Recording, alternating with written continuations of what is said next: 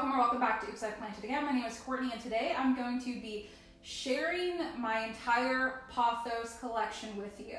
I did this video a year ago and honestly, now that I've gathered all these plants, it seems like I have less than I did a year ago. I'm not 100% sure, I'll have to go back and watch that video, but it just seemed like I had so much more a year ago, and I think I've been consciously paring down my collection too, so that may be why it doesn't seem like I have as many as I thought that I would, or that I thought that I had.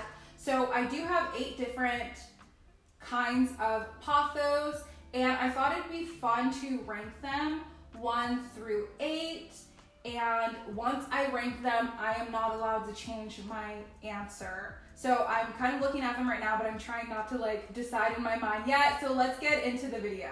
The first one I have is the Epipremnum skeleton key. And the funny thing about this, oh my gosh, the funny thing about this, I'm pretty sure this was in my video last year and I've done nothing with it. It literally has been sitting in water. It's forming its own ecosystem in this Del Primo green salsa verde bottle. I don't know why, I haven't felt connected to this plant enough for me to actually do anything about it. And it's alive and it has roots, but it hasn't done anything, but that's on my part. It's obviously not on the plant's part. And I think over my winter break from school, I'm finally going to pot this up and I'll totally do a video about that. But for that reason alone, I'm going to put this at number 7 because it's still a really cool plant. And I'll show the mature version. It's still really cool, but I just need to do something with it. Next is my Jula Pothos. Now, this one I have had a love-hate relationship with for a very long time. The thing that I love about this is the variegation. If you want to get into plants that are variegated, that are affordable, this is one that I think is worth it. However, I will say this is one of the thirstiest plants I have ever owned in my entire life. And when it is dry, it looks like crap. It's so crunchy and it's been a little bit challenging for me to keep up with the watering. I think in the wintertime, it's been better because you don't have to water as much. And yeah, but I love the variegation of it. And when it does grow, it's just so freaking cool. And now that I have this piece down here, I kind of want to just shove it up this way and put a wooden stake on it, which, I have a million wooden stakes, and do that basically for the winter and springtime to see what we can do with it. Because I think that's really the only way that I will continue to be attached to this plant. Otherwise, I don't know, it's underwhelming for me like this, but the variegation is really freaking cool in this plant. So I'm gonna rate this at number 5. This is gonna be number 5. Next, we have my other variegated pothos. This is a marble queen. I'm pretty sure I had this in my video last year, and it continues to bless me. It continues to grow beautifully. It does need watering. I don't know if you can tell in the screen, in the video, it's a little bit down. It needs watering, but this is how much it's grown since last year. And something about the marble queen that I think is unique is that the stems are really thick, I feel like, compared to other plants. So this one in particular, I think takes a little bit longer to grow, but I still think it's worth it. And this one is in a hanging basket and it just hangs by the window in my room.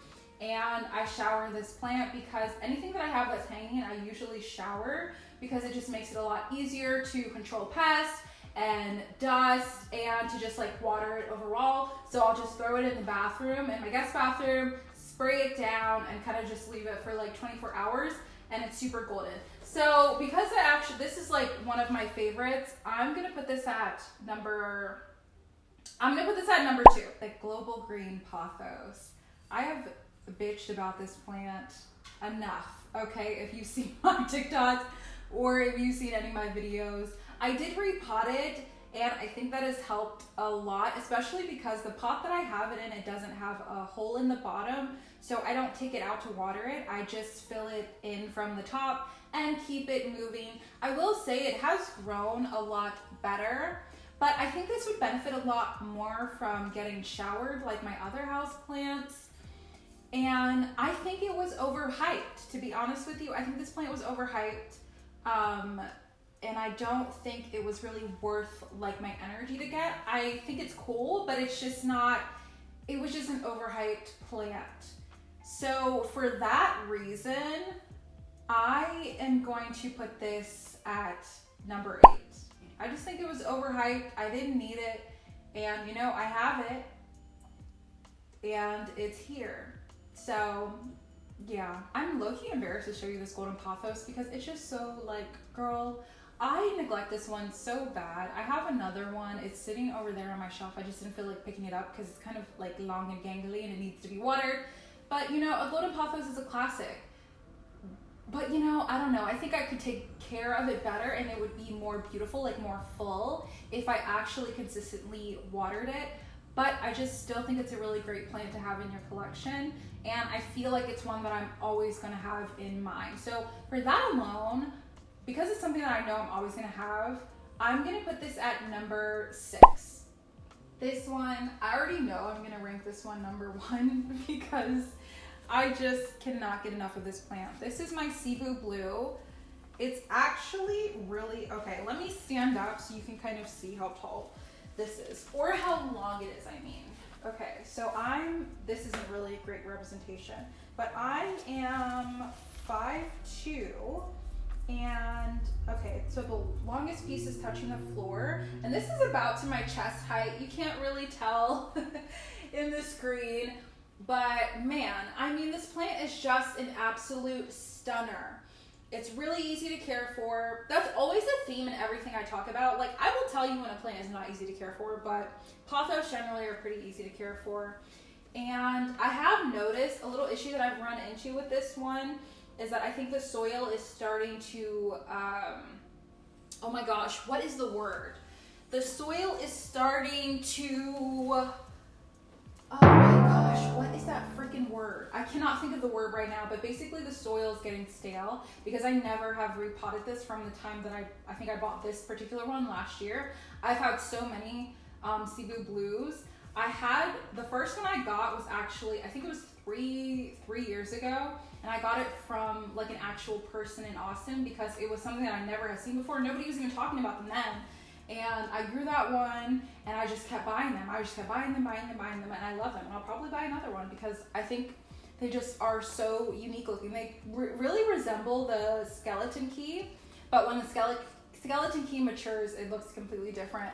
And you know, something I do want to try with the Cebu Blue, I probably am not going to take a cutting from here. I have another cutting over there. I want to stake it up and I want to get it fenestrated. I want to try that because, you know, I just love growing my plants like that. But Cebu Blue, number 1. Easy number 1. I mean, come on. Like, look at this thing. It's so long. It's so long. Oh my gosh. Now the fabulous neon pothos. This is another plant that I've had a love-hate relationship with over the last couple of years. I remember, I don't know if it was in 2021, I think it was 2021, I consistently bought these and killed these so many times that I got so frustrated with them. And what I basically figured out is that they're just thirsty bitches.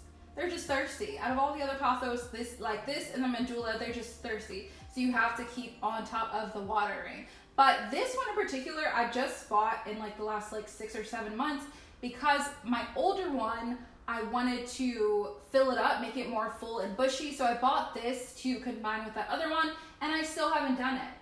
I bought this for that particular reason months ago, and I still have not done it. So I'm gonna have to make a video and do it because I need to like do it. But I love neon anything. I love green, obviously. But I don't know, the neon just kind of hits a little bit different. I'm gonna put this at number 4.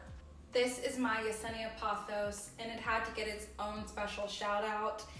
This plant has been such a dream to care for, and I'm so excited that I was able to get it to climb and attach to the wall with these little clips, and it's been pretty happy. It's grown these 2 leaves in the last like 2 or 3 months, and I'm hoping to continue that growth and get them really big. I had one of the leaves that's like super huge. This one is so huge, It's like the size of my hand, and I want to keep getting that growth with this plant. It's actually very tall. It's about as tall as me. I'm 5'2", and it's really amazing. The only thing I will say that I'm a little bit disappointed with in caring for this plant is that it doesn't have the variegation that it had when I first got it, but I think it's gonna start to come back. I don't know if you can see on this newest leaf, it's kind of like lightly variegated. It's not really intense, but you know, I think